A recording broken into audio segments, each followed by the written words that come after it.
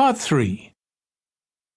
You will hear two students of social history called Annie and Jack discussing their presentation about refrigeration. First, you have some time to look at questions 21 to 24.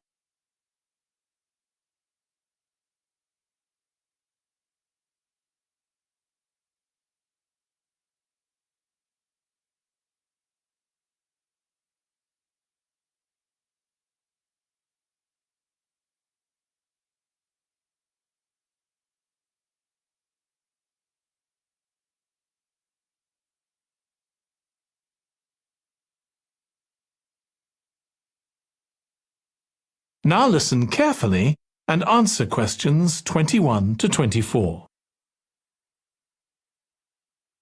OK, Jack.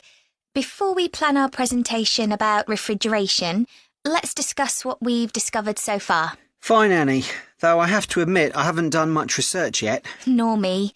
But I found an interesting article about ice houses. I'd seen some 18th and 19th century ones here in the UK, so I knew they were often built in a shady area or underground, close to lakes that might freeze in the winter. Then blocks of ice could be cut and stored in the icehouse. But I didn't realise that insulating the blocks with straw or sawdust meant they didn't melt for months. The ancient Romans had refrigeration too. I didn't know that. Yes. Pits were dug in the ground and snow was imported from the mountains, even though they were at quite a distance. The snow was stored in the pits. Ice formed at the bottom of it. Both the ice and the snow were then sold. The ice cost more than the snow, and my guess is that only the wealthy members of society could afford it. I wouldn't be surprised. I also came across an article about modern domestic fridges. Several different technologies are used, but they were too complex for me to understand. You have to wonder what happens when people get rid of old ones. You mean because the gases in them are harmful for the environment? Exactly. At least there are now plenty of organisations that will recycle most of the components safely. But of course, some people just dump old fridges in the countryside. It's hard to see how they can be stopped, unfortunately. In the UK, we get rid of 3 million a year altogether. That sounds a lot, especially because fridges hardly ever break down. That's right. In this country, we keep domestic fridges for 11 years on average, and a lot lasts for 20 or more. So if you divide the cost by the number of years you can use a fridge, they're not expensive, compared with some household appliances. True. I suppose manufacturers encourage people to spend more by making them different colours and designs. I'm sure when my parents bought their first fridge, they had hardly any choice. Yes, there's been quite a change. Before you hear the rest of the discussion, you have some time to look at questions 25 to 30.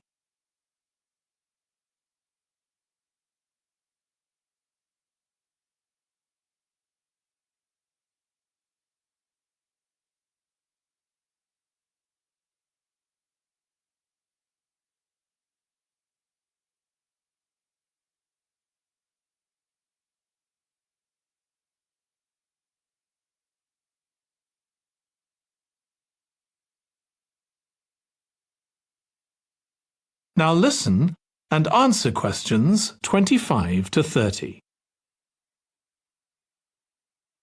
Right, let's make a list of topics to cover in our presentation and decide who's going to do more research on them. Then later we can get together and plan the next step. OK. How about starting with how useful refrigeration is and the range of goods that are refrigerated nowadays? Because, of course, it's not just food and drinks. No, I suppose flowers and medicines are refrigerated too. And computers. I could do that, unless you particularly want to. No, that's fine by me. What about the effects of refrigeration on people's health?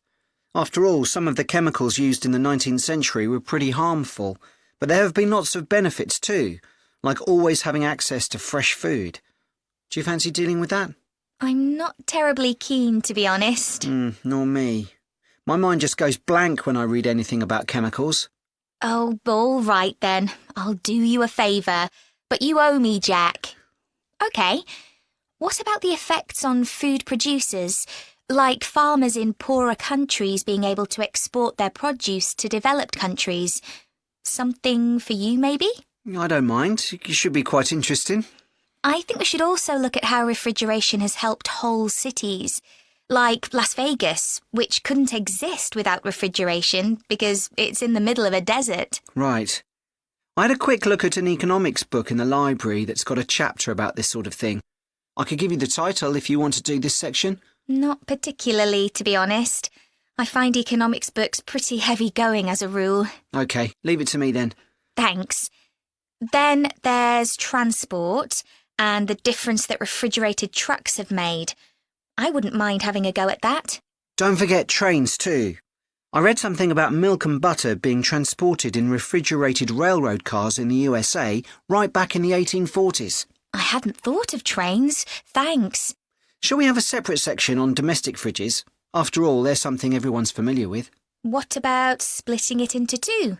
You could investigate 19th and 20th century fridges, and I'll concentrate on what's available these days, and how manufacturers differentiate their products from those of their competitors. OK, that'd suit me. That is the end of part 3. You now have 30 seconds to check your answers to part 3.